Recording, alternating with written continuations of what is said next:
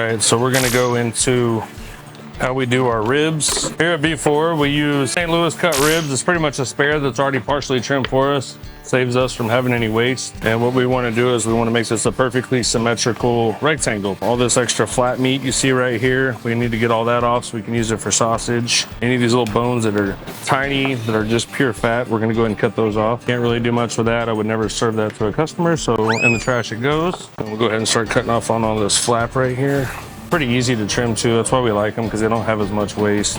And the waste that we do have, we can use it for sausage. So pretty much that's what we're left with. So this we'll season them. What we're doing here is we're applying our barbecue sauce to the ribs after we trimmed them. This is what creates what we call a binder, which helps the seasoning stick to the protein, so that way it doesn't just fall right off.